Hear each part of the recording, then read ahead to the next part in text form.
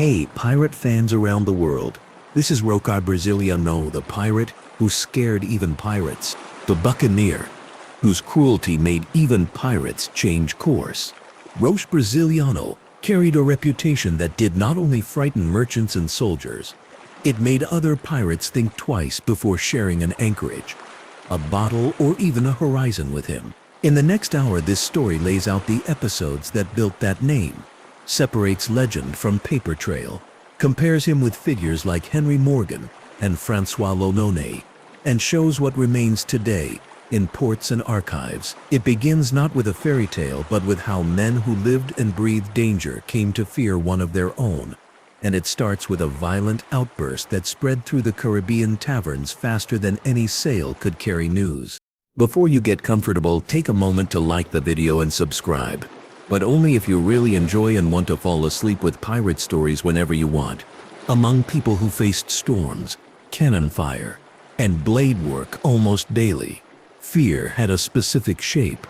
In pirate culture, it rarely meant panic. It meant calculation. A crew judged a captain, not just by loot, but by whether sailing with him raised the risk of disaster beyond profit. In that measure, Roche stood out. His unpredictability compelled friends and enemies to plan for the worst.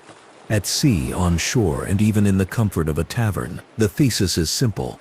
Cruelty joined to volatility changed negotiations, made surrenders less likely, and burdened crews with the weight of their captain's temper.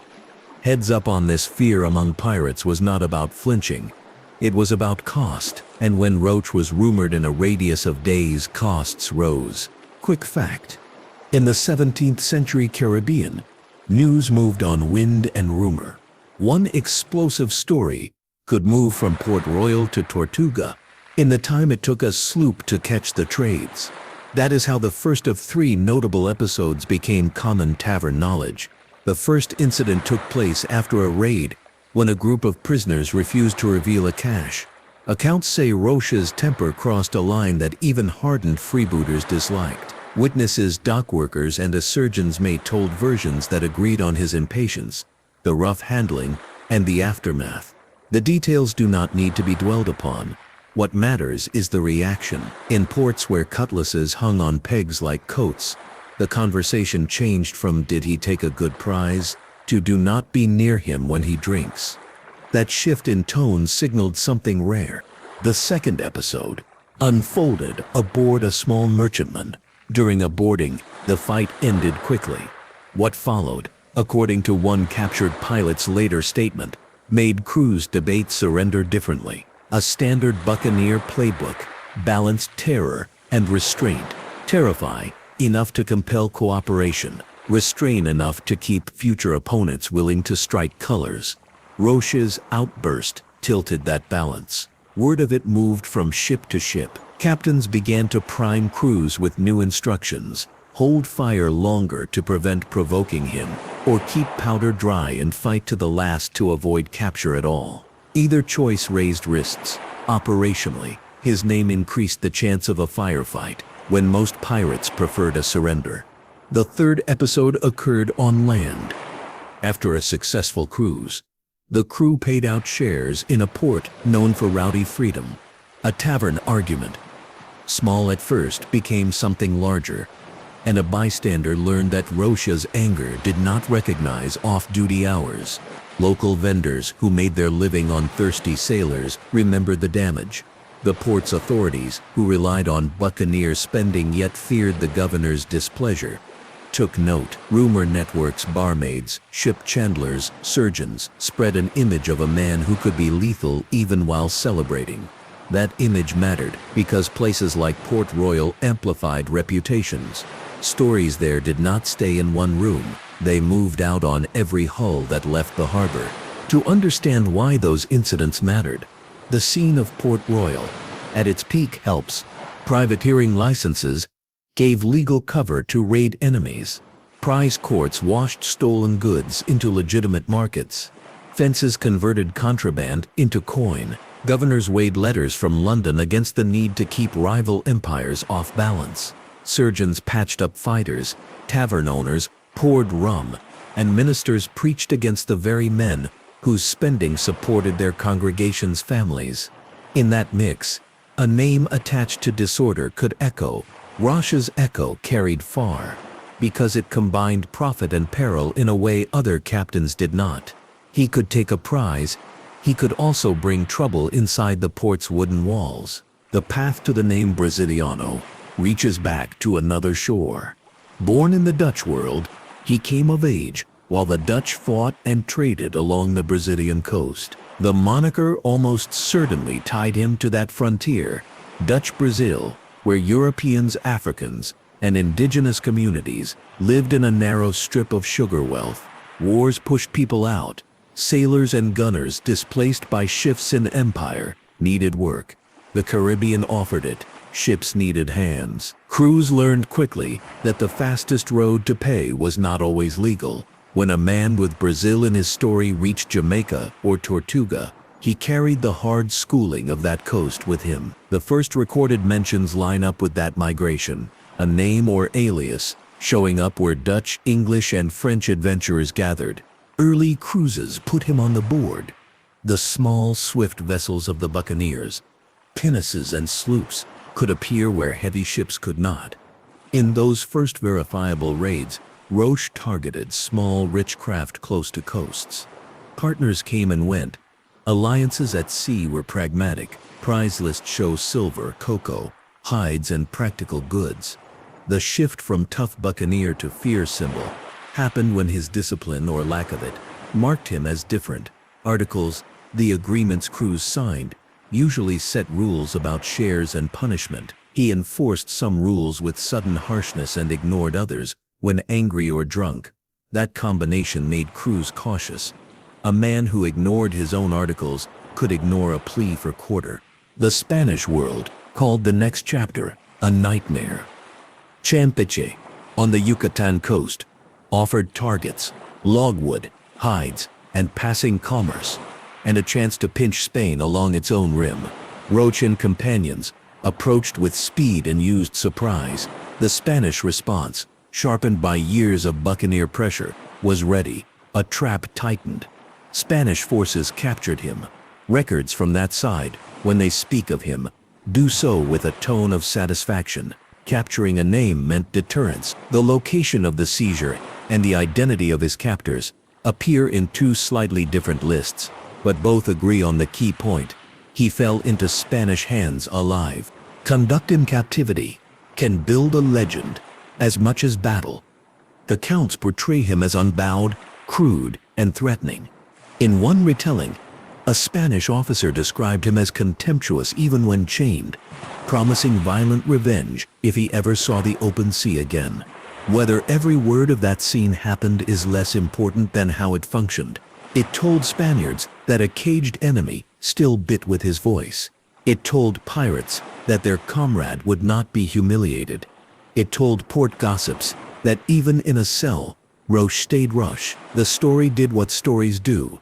It added hardness to a name. Escape gave the legend legs. The path out of Spanish custody has several versions. In the most repeated outline, he tricked a guard, exploited a gap, or received help from corruptible men who valued coin over duty. Another strand suggests a transfer misstep on a road between strong points. Each version speaks to plausibility. None fully proves itself. What matters for reputation is simpler. Very soon after he was at sea again. The turnaround from capture to cruising again fed fear. If walls could not hold him, what could? Captains who had relaxed after hearing of his seizure tightened up at new rumors of his sails. The return to water reshaped enemy calculations. It also hardened his own crew's belief that following him kept them close to the edge where money and mortality meet. Tools played a role in fear. Roche preferred fast hulls that could run down prey or slip out of trouble. A sloop with a clean bottom and a sharp crew could cross channels before a heavy ship cut anchor. Armaments were practical. A small battery of guns, muskets, grenados, and most importantly, men skilled at boarding. He liked closing the distance. At close range, his fighter's nerve mattered more than long-range artillery. Yet the strongest instrument was psychological. The theater of fear began long before a shot. Rumor said that drink made him quick to rage. Rumor said that an insult, or what he believed was an insult, ended badly. These stories worked as wind does on sails, invisibly, powerfully, often before a masthead came into view. Crews provisioning together at a quiet beach considered whether to break camp early if someone swore that Roche's sloop had been seen at dawn beyond the point. Provisioning, rendezvous, and crew selection underpinned those operations.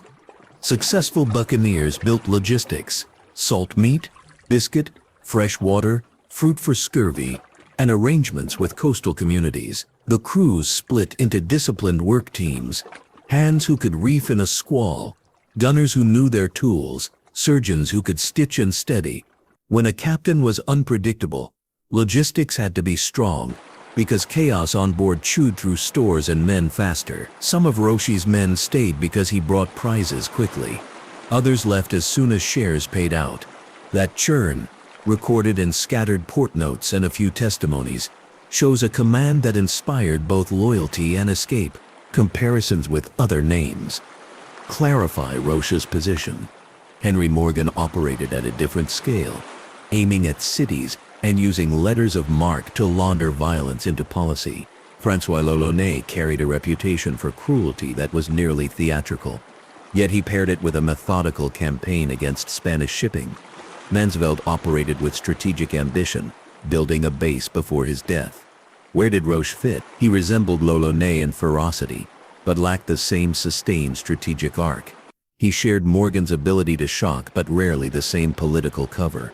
Rumors place him alongside other captains at times, exchanging men, refitting in the same coves, but not consistently under one flag. Among peers, his distinction was a sharper, more personal volatility. That is what unnerved even those accustomed to hard choices. Inside every crew, the business had rules. Articles fixed shares. Captain, quartermaster, gunner, surgeon, and ordinary seaman received their cut according to custom. Funds for the wounded were common. A lost arm or leg merited compensation. Discipline could be severe, but it was usually predictable, because predictability kept men aboard.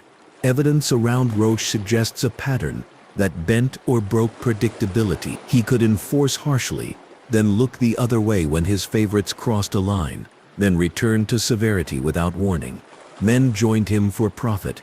His ship struck fast, but some stayed out of fear of crossing him. When a captain's temper becomes a factor in payroll math, fear has already entered the business model.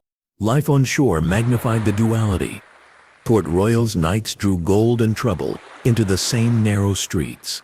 Taverns poured rum from morning to morning.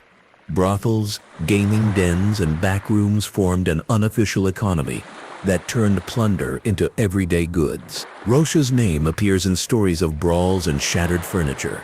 Vendors remembered the coins, but they also remembered the cost of repairing doors and replacing tables. Governors needed that money in circulation. Taxes and duties depended on it, but they also needed calm when London wrote stern letters. Some officials cultivated deniable friendships with captains like Roche, tolerating chaos, because those captains kept enemy trade off balance. At other times, the same officials cracked down, jailing those they had shared toasts with. In that cycle, a captain whose presence threatened to bring the governor's anger down on a quarter's merchants became famous for more than seamanship. Those who survived alongside or opposing Roche left traces. The most persistent of these traces came through printed pages. Alexander Exquemelin, a surgeon who sailed with buccaneers, published an account that became the great conduit for pirate reputations. Editions varied by language and publisher. Some added material, some removed it. In those pages, and their cousins, Roche appears as violently unpredictable. Later chroniclers borrowed, argued, and embroidered. A careful ear listens for the core, multiple mentions of drink, of temper, and of episodes that made even freebooters recoil. Where the accounts differ, they still point in the same direction. The method here is simple: accept the thrust of overlapping testimonies, test sensational details, and keep each claim in the company of its sources. There are gaps, years vanish in the records. A missing logbook here, a burned registry there, and a man can fall out of view. In those missing years, several paths could have unfolded. He could have died in an obscure skirmish far from any clerk. He could have shifted name and settled under another flag, as some did when opportunity ran out. He could have been pardoned, quietly in a round of political housekeeping, blending into the crowds along a harbor street. Which timeline fits best? The balance of mentions suggests a taper rather than a sudden vanishing, an arc that descends through lesser incidents after high notoriety. That slow fade would suit a figure whose power lay in rumor. Its volume can fall without any official closing note. Printing amplified him beyond his size. Chapbooks and histories, hungry for sales, pushed extreme tales into eager hands. Engravings gave faces to names. Whether or not those faces matched reality, nations used buccaneer stories for propaganda. One empire's villain was another's useful rogue. The Roche effect played back into behavior at sea. Crews who believed he was merciless either surrendered sooner to avoid his temper or fought harder to avoid falling into his hands at all. Both reactions caused loss. Myth shaped tactics. Tactics created new stories. Stories hardened myth. In that loop, a man becomes a weather system. Violence must be placed in its time. Frontier war between empires in the Americas produced cruelty on all sides. Spanish reprisals, English and French raids, and indigenous communities caught between them created cycles of harm. Even against that background, Roche stood out. His extremes read as beyond the rough boundary of what his peers accepted as the business. In the moral calculus of the age already skewed by slavery, conquest, and war, he managed to shock the shockers. If a measure exists, it lies in contemporaries' reactions. Men who saw tortures without blinking still warned each other to give him space. Mapping his wake across the modern map offers a way to connect story to place. Port Royal in Jamaica, now a quiet town with deep archaeology beneath it. Once rattled with his footsteps, the earthquake of 1692 swallowed much of that city, but museums and excavations tell visitors how the streets looked when Roche spent his shares. Campeche, in Mexico, preserves walls built to stand against men like him, and local memory keeps the name of buccaneers in small corners of the old city. Hidden coves in the Caymans or along southern Cuba served as rendezvous points for water and repairs. Some of those beaches still look at dawn much as they did under lateen and square sail. In archives, Kingston, Seville, London, quiet shelves hold the echoes, prize lists, court minutes, notes from governors to secretaries overseas. Why did he differ? A forensic profile can be drawn from patterns rather than amateur psychology. Temperament tilted towards sudden anger, aggravated by alcohol. Impulse control lagged behind opportunity. Leadership style swung between magnetism and menace. Men followed because he could deliver, but they also watched the door. Risk calculus favored short, sharp strikes. Glory in grand operations did not motivate him as much as quick, hard hits. The result was a captain who could extract wealth from short cruises, but struggled to build a stable flotilla around him. Quartermasters under him likely worked overtime to keep peace, and surgeons likely patched more men from fights among friends than they would have under calmer captains. The shadow he cast lingered past his cruises. Novels and game worlds have borrowed the outline. A sailor with a national twist in his nickname. A penchant for sudden violence. A reputation that empties benches when he enters a tavern. Direct references vary, but the archetype appears. The captain other pirates prefer to avoid. Modern portrayals often soften realities or exaggerate them beyond recognition. The real Korean of the 1600s was a mosaic of small boats and small fortunes, punctuated by occasional grand raids. Roche's presence in that mosaic is the dark tile that draws the eye, not because it is largest, but because it is striking. From him comes a set of lessons about reputation at sea. Deterrence works up to a point. If enemies fear capture, they might flee. If they fear cruelty, they might fight beyond reason. A name that promises chaos can empty a roadstead of potential allies. It can also fill a captain's deck with men who like the risk for its own sake. A volatile crew composition that multiplies problems. In short, his brand of fear was effective yet self-limiting. It opened doors to quick prizes while closing doors to long-term command. Governors faced their own puzzles. They needed corsairs to harass enemies. They also needed order to keep merchants and ministers content. Pardons arrived in cycles. Amnesties to clean the port's face before an inspection. Then a wink to let the business resume when an enemy fleet sailed too close. In that rhythm, Roche became both asset and liability. He brought in money. He drew complaints. Some seasons, he would have felt the warmth of tolerance. Others, the cold iron of a cell. Policy shaped his window of action and may have helped end it. Sailors' oral traditions outlived paperwork. A name like Braziliano fits in a shanty. Do not share a stern line with him. A boatswain might advise a green hand. If he is on one beach, choose another. An old pilot might say, over a map scratched on a tabletop. Dockside talk made him a cautionary tale among his own trade. A whispered rule in the smoky air. Sail wide. To make these stories useful, a few gentle prompts help viewers interrogate them. Which incident seems most believable when compared across different tellings? And which smells of tavern smoke and exaggeration? Which fear reactions surrender sooner or fight harder would better protect a crew faced with an unpredictable captor? If a governor had to choose between tolerating a volatile captain or driving him out to please officials overseas, which choice would keep a fragile port alive? By now the shape of the man stands clear. He did not invent cruelty in the Caribbean. He did not command the largest armada or reduce cities to ash.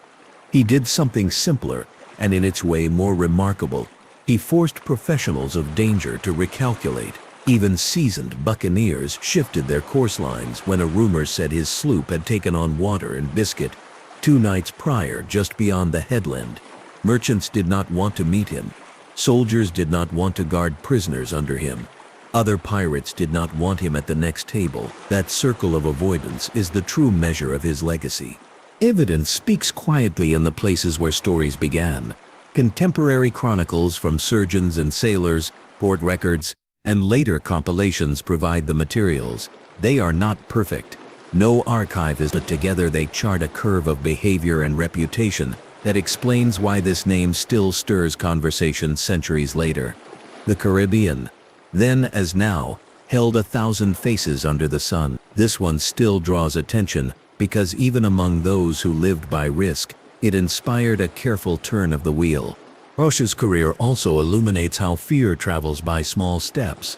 A whispered warning on a quay, a quick signal from a lookout, a shopkeeper's aside to a quartermaster searching for rope. The web stitched together by shopkeepers, shipwrights, chandlers, and cooks made each harbor feel like a listening post. When that web repeated the same caution, keep distance if Braziliano is in port, the message did not depend on a printed page. It lived in nods and glances. It meant captains paid a little more to provision in out-of-the-way creeks rather than risk a crowded wharf, and it meant crews developed quiet habits. Blades kept close, voices kept low, and a plan to leave before the rum ran too freely. There is value in pausing on the ordinary work that made extraordinary raids possible. A small sloop carried limited fresh water. A few days of headwinds could turn a confident voyage into a rationing exercise. Bread, called biscuit when baked hard, crumbled into dust and grew weevils. Salt beef needed careful soaking to be edible. The surgeon's chest bandages, needles, poultices, was a world unto itself. In this routine, discipline mattered. A captain who wasted stores during celebrations or let personal anger spill into long brawls paid for it later. Roche's name carried the rumor that discipline sometimes broke when drink rose. That rumor, even if only partly true, had costs. Men might eat more than their share one night if officers failed to enforce order. The same men would feel it when rations tightened because wind and wave did not care about last evening's mood. A clear picture of how his ships moved helps anchor the narrative. A crew would pick a hidden anchorage with good holding ground and a screen of mangroves, set a stern line to a tree, and rig a tent of sailcloth on the beach. They would fill casks at a freshwater stream, set an iron pot on stones for boiling, and take watch in pairs through the night. Out at sea, the helmsman followed the quartermaster's orders, while a lookout scanned for masts. A fast hull and an alert crew could make a day's difference in catching or avoiding a target. With Roche, a lookout's report would be weighed not only for profit, but for the risk of his temper transforming the plan. If a prize resisted, the choice between intimidation and restraint sometimes narrowed to a single shout. When that shout came from a volatile captain, men braced. One of the most telling shifts his presence caused was in the ritual of parley. Normally, when a pirate sloop ran up a black flag or a red cloth and fired a warning shot, captains on merchant ships weighed odds and often chose safety, strike the colors, lay by, and hope for fair treatment. The stories attached to Roche changed that math. Some merchant officers reloaded their small arms and resolved to fight until boarding was impossible. Others, fearing his impulses, surrendered even faster than before to keep tempers from rising. That split response was dangerous. A quick surrender could lead to a harmless search and a release, but it could also feed impatience in a captain expecting resistance. A stiff defense could deter pursuit or trigger the very violence it meant to avoid. The hallmark of his reputation is exactly this. It stripped predictability out of the encounter. Comparisons make differences stand out. Henry Morgan planned large operations and turned violence into bargaining chips. With governors, François L'Olonnais used cruelty as a lever to shake information from prisoners, but paired it with disciplined campaigns. Roche's fear factor rested less on grand design and more on snap decisions, often colored by drink. It is not that he was uniquely bloodthirsty in a savage time. It is that his unpredictability made other men already used to risk feel there was nothing to negotiate with. In a world where even enemies could reach a kind of temporary understanding, he stood outside the arrangement. Witness voices add texture. A Jamaican surgeon, writing years later, described a captain who spoke with the suddenness of a pistol shot and claimed that crewmen watched his face to read the next hour. A logwood cutter on the Bay of Campeche recalled hearing that a Dutch buccaneer would sooner break a table than share it, a line that floats between fact and proverb, but captures how working people told each other to stay cautious. A Spanish clerk, perhaps too pleased with his wording, noted in a margin that some men, when chained, rattle iron as if playing music, a neat phrase attached to a report of Roche's captivity. It says as much about Spanish relief as about the man in the cell. Quoted carefully, these fragments do not prove each detail. They draw the mood of those who lived around the name. The Campeche episode deserves a closer walk. Spanish patrols in that region had grown sharper after repeated losses. They adapted with small boats, able to move in shallow water, and with lines of watchers along inlets. Roche's approach to that coast likely relied on speed and surprise, but he faced opponents who knew the ground.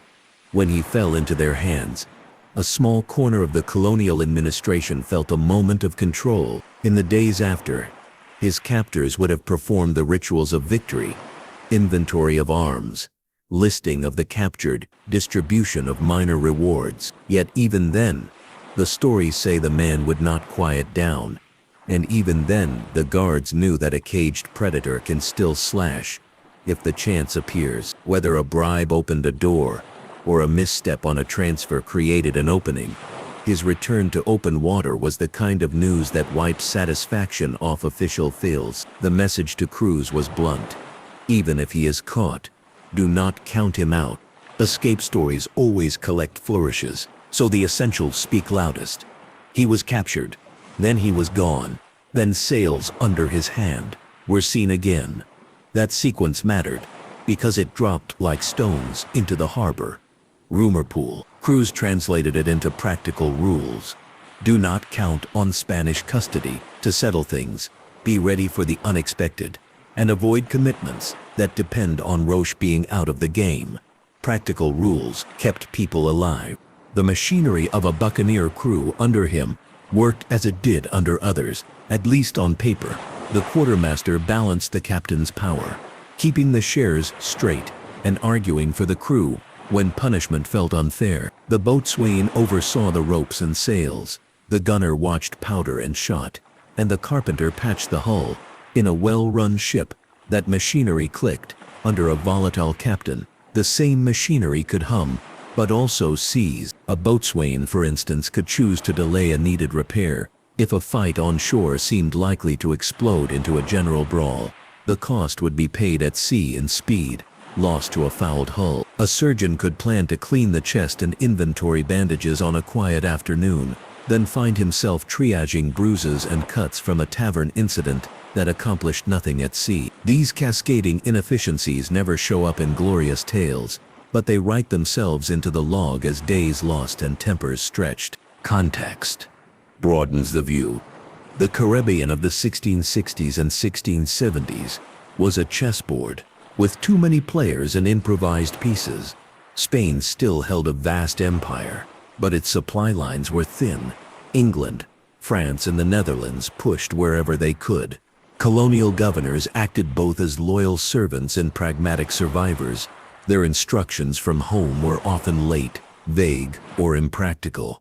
In that loose order, men like Roche were useful precisely because they were hard to predict from the enemy's point of view. That their unpredictability sometimes harmed friends was a cost officials might be willing to accept, until the cost climbed too high in the form of riots, fires, and merchant complaints. Then came a season of arrests and denials, followed by a season of winks and licenses. He operated within that rhythm like a drumbeat that occasionally slipped out of time. Here is a quick fact to hold on to. Stories about pirates do not only scare or thrill, they teach professionals. A merchant reading a travel account might change how he stowed valuables. A pilot hearing a tale in a tavern might choose a different course along a reef to keep out of sight of a known anchorage. A governor flipping through reports could decide to move a few soldiers from a fort to a pier on market day. Roche's episodes taught in exactly this way. The lesson most men extracted was not he cannot be beaten, but he cannot be predicted. That lesson rearranged days and routes. Ramen, the culture built around it, deserves calm attention without cartoon exaggeration. Alcohol sat at the center of social life in port towns. Agreements were made over cups, friendships began and ended under its sway. For crews just off a cruise, it softened frayed nerves and celebrated survival. For a man with a short fuse, it fed the sparks. The line between jovial and dangerous grew thin in Roche's at-sea family. Taverns, caring more about coin than character, served until the room swayed, and then the street would take the overflow. In those hours, a single insult could turn into a wrecked room and a wounded bystander. Merchants who stocked barrels knew the pattern and braced windows with extra slats when certain ships entered the harbor. These are small things, but they build the portrait of how one captain imposed costs, even when the guns were silent. Allies and rivals crossed his path. A captain might share a beach with him one week and avoid his anchorage the next. Crews mixed. A gunner who could hit a target in a swell was worth his weight, no matter his last captain.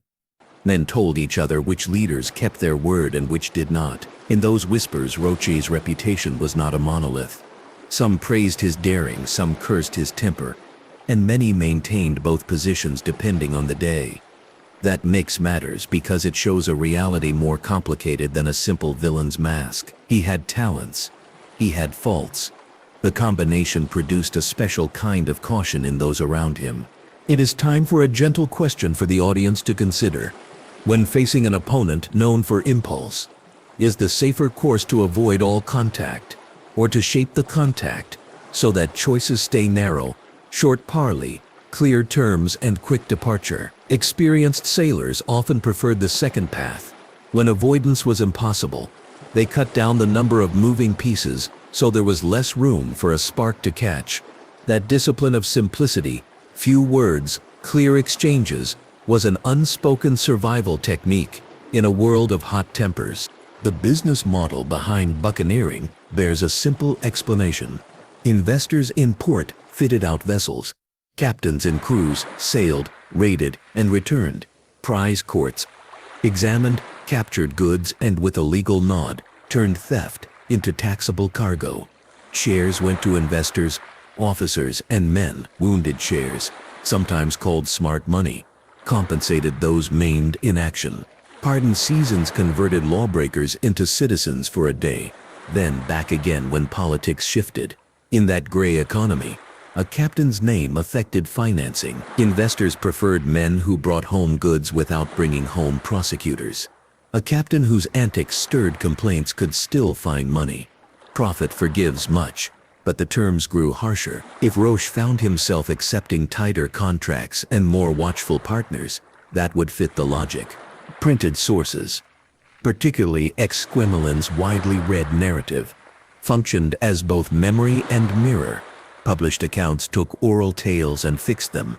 Then future oral tales took color from those printed words.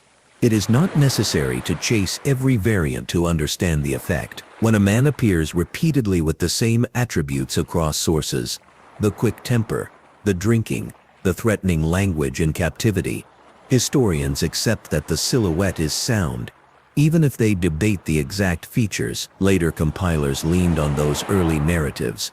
Some added moralizing, some sharpened descriptions to suit national audiences. Reading with care means holding three ideas at once.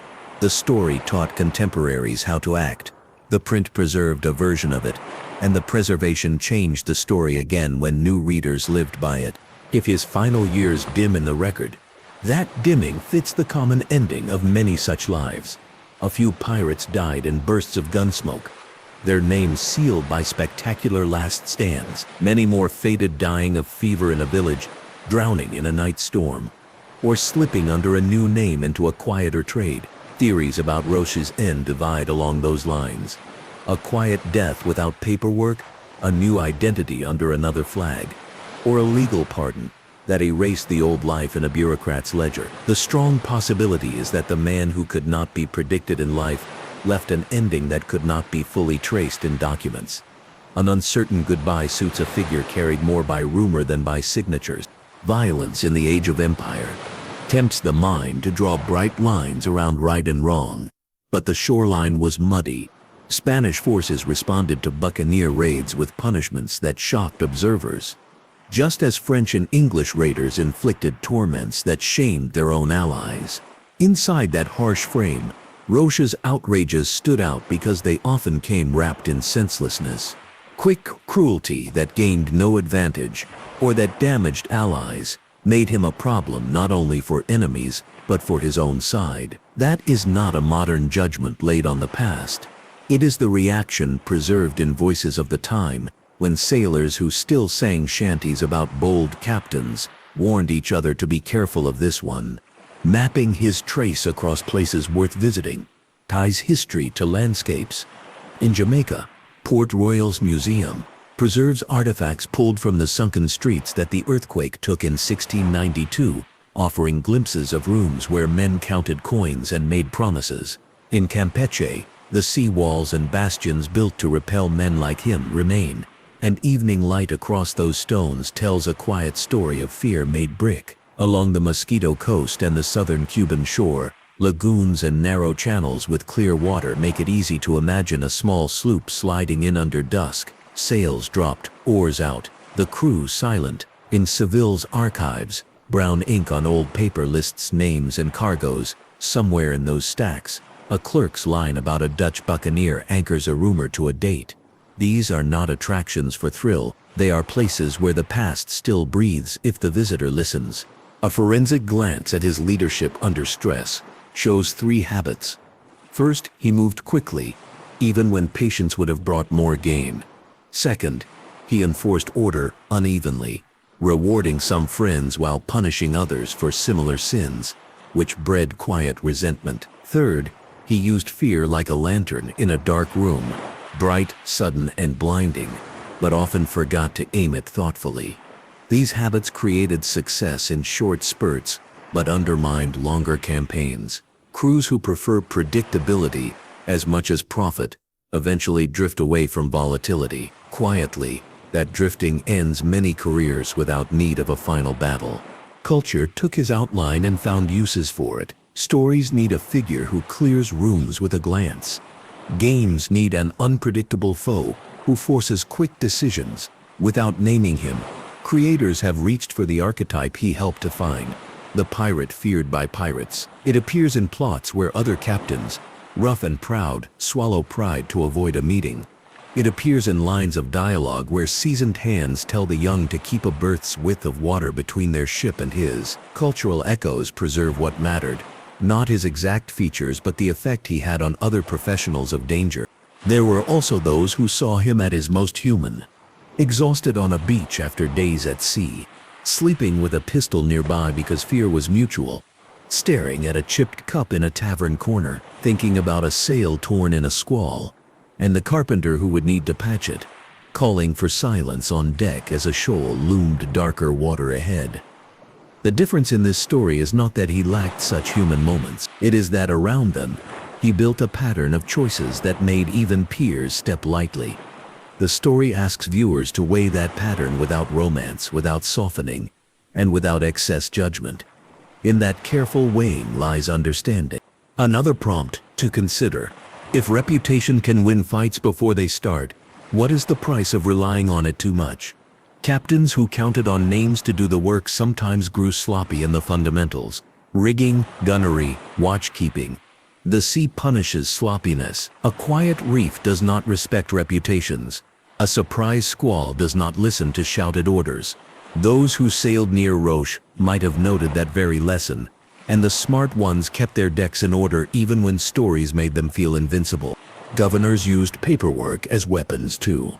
A letter of marque changed a pirate into a privateer in the same way a stamp changes a piece of paper into a passport. Men like Roche sometimes slipped under such umbrellas for a season. When letters expired or audits began, the umbrella vanished. Officials in Port Royal, Tortuga, or Curaçao balanced annoyance at chaos with relief at Spanish losses. When too many shopkeepers filed complaints after a rough night, tolerance thinned. Roche's choices affected the paperwork. Paperwork affected his choices. It is a tangle familiar to anyone who has watched authorities manage dangerous men. They cannot easily do without. Throughout, other voices remind the audience that many who sailed then were not the monsters of sensational print. There were captains who enforced strict discipline against harming non-combatants, who punished theft from fellow sailors more harshly than theft from enemies, and who held to articles with fairness. Remembering them alongside Roche keeps perspective. His shadow falls across a varied landscape. It does not define the whole terrain. What remains today of the man himself is scattered. A name in a book, an echo in another name, a line in a governor's list, and stones in cities that once feared his flag. Those stones and lines still teach. In museums, a child hears that even pirates feared one of their own, and in that line learns that fear is not only for the weak, it is for the wise. In classrooms, a teacher uses his story to show how rumor and print change behavior, and how leaders who cannot govern themselves rarely govern well. In late-night conversations, friends debate whether a ruthless reputation is strength or weakness, and what it does to accrue over time. In these uses, the past bends toward meaning. Now the thread gathers and ties off. At the start, the claim was direct. Roche Braziliano scared even pirates. The reasons have unfolded: the quick temper that turned cards and cups into weapons, the outbursts at sea and ashore that removed the ordinary guardrails of negotiation, the capture and escape that taught opponents not to relax, the logistics and leadership that delivered fast wins but eroded trust, the printed pages that amplified rumor into legend, and the politics that alternately used and restrained him. Across these, a single shape holds: a man whose unpredictability forced veterans of danger to adjust course. The lesson is not about admiration or disgust. It is about how one person can change the cost of doing business for everyone nearby. Before closing, one final reflective thought. In a world of storms and sharp reefs, the best sailors watched the sky and sounded the depth with a careful line. Men who sailed in Roche's season learned to add one more practice: Listen for names on the wind. When that name was heard, even the brave trimmed sails. For those who wish to follow the trail further, the material waits in calm places. Contemporary chronicles by surgeons and sailors, official port records, prize court summaries, and later compilations by early modern writers hold the bones of the story. Later historians compared versions across languages and editions to sort what was strongly attested from what was embellished. Museums in Jamaica and Mexico put everyday objects under glass so the past can be seen without haste. These sources, quiet, stubborn, and plain, support the portrait drawn here. Against that background, the final line lands as simply as a dropped anchor. His reputation bent the courses of others, and that is why his wake still shows on the water long after his sails disappeared over the horizon.